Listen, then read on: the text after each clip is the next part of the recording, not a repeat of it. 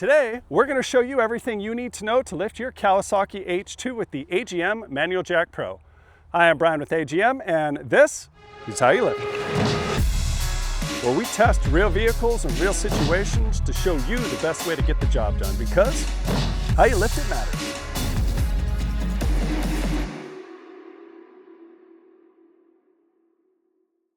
Trust me, it has happened more times than we care to admit. Nothing kills the fun faster than a simple trail fix turning into a whole new list of headaches. But it doesn't have to be that way. We build jacks that can actually help you with real trail problems.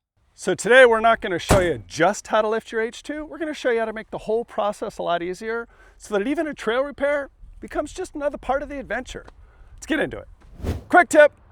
If your car is drivable, try to get it off the trail and parked on a flat surface with no rocks, trees, or branches. That way there's nothing you're fighting with when you're doing the repair. And put that guy in park, and please, if you can, chock the tires for safety. All right, back to the show. First thing we want to do is pull the jack out of the quick clamps. Do that real simple here. Pull that pad flat, and we'll start here in the rear of the car. Now, for our primary lift point, we want to pick up off the trailing arm. We're going to do that just forward of this radius, this nice flat part. And we want to get 2 points of contact. So what that means is the pad is obviously going to be lifting on the bottom, but we're going to push the jack all the way in so that the body is contacting on this face. Gives us a little bit more stable lift.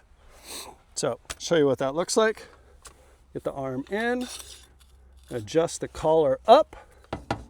I have my 2 points of contact. I also have my pad in just a little bit further. It's directly under the lift. That way, as I pick up and it pivots off the other side of the car, this thing lifts to a vertical position. If I was to go this way where I get my 2 points of contact, but my jack is tipped in, as I get up, this is going to continue to tip further. That pad's going to act like a ramp. It's going to be a lot higher chance that the jack and the car don't stay connected or the car slips off the jack. So, pad a little bit in under the load. Top of the jack is towards me a bit. 2 points of contact and up.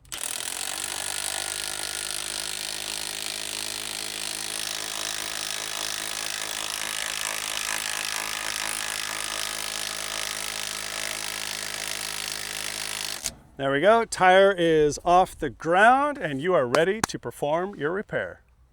Quick tip, if you have a toolbox, a cooler, spare tire, maybe there's even a big log or a rock floating around, let's stick that under the car next to where you're doing the lift. That's a second point of contact. It's going to add a little bit more safety just in case something shifts. It doesn't fall all the way to the ground because that item is catching it.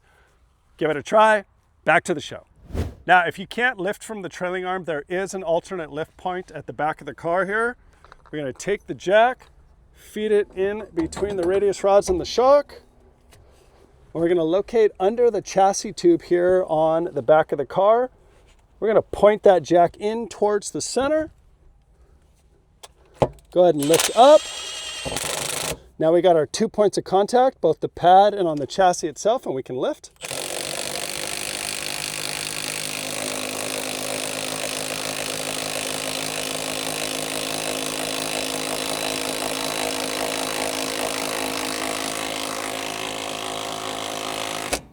And there it is, tire is off the ground and you can perform your repair.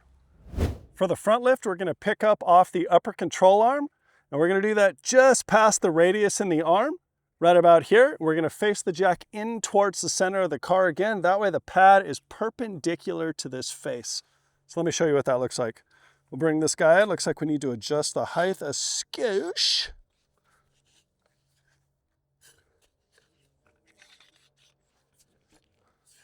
So with that adjusted, I now have the pad facing in towards the center of the car, perpendicular to this face. I have my 2 points of contact. I can go ahead and lift.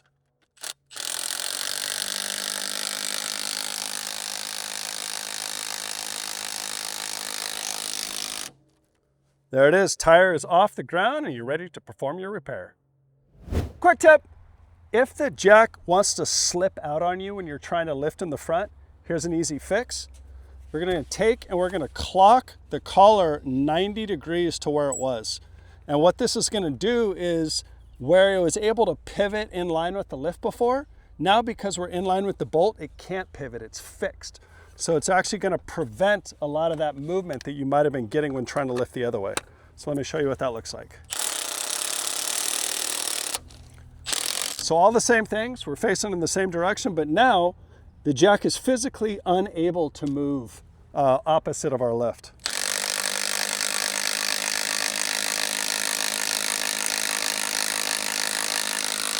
There you go. Tires off the ground, ready to perform your repair. Now that we have a flat, we can put it all together and show you what a tire change looks like. So we'll get the jack under the arm. We're gonna get our 2 points of contact just past or just in front of the radius and lift.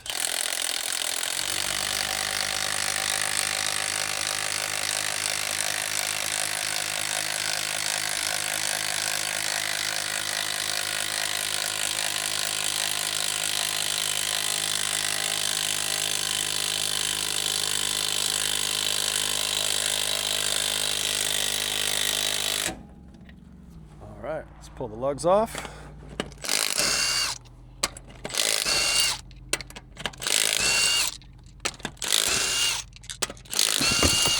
Now you notice I caught all the lugs. The reason we're doing that is we don't want these to fall into the dirt. If they do, there's a chance dirt gets inside here. When this goes back onto the stud, that could cause galling, mess up a stud, require replacement. It's a whole thing, don't do it. Now, if one of the lugs does fall into the dirt, no big deal. We're just gonna knock that out, blow it out, make sure it's free of debris, and then we'll take all those, put them in a safe spot, get this tire off, and go get a spare.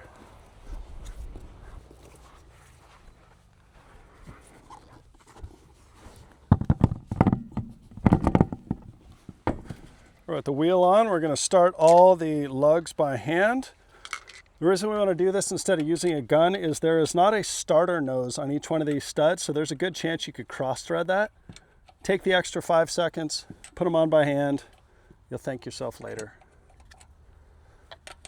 Okay, with those in, we are going to tighten the wheel up. Now, we want to do this in a star pattern. We don't want to go in a circle, and the reason that we don't want to do that is if we tighten this up in a circle, there's a chance that we could pull the wheel in crooked so it's not sitting flush or flat against the brake rotor, and we'd never know that. We'd be crooked here, but all the lugs would be tight. Car would drive away, and then as we start moving, that's gonna square up, and when it squares up, it's gonna loosen up all of these. Lugs fall off, wheel falls off, bad day. So, star pattern.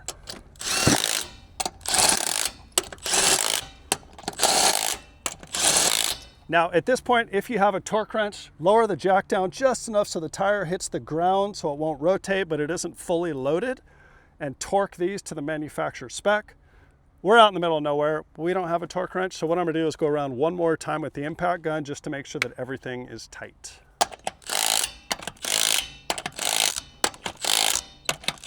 Okay, with all the lugs tight, I can lower the jack.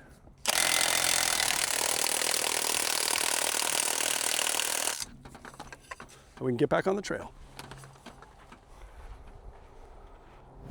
And that is everything you need to know about lifting your Kawasaki H2 with the AGM Manual Jack Pro. Now, today's video had one goal in mind, and that's to make trail repair safer and easier, because how you lift it matters. I'm Bryan with AGM, and this is how you lift it. If you got any questions or comments, please leave them below.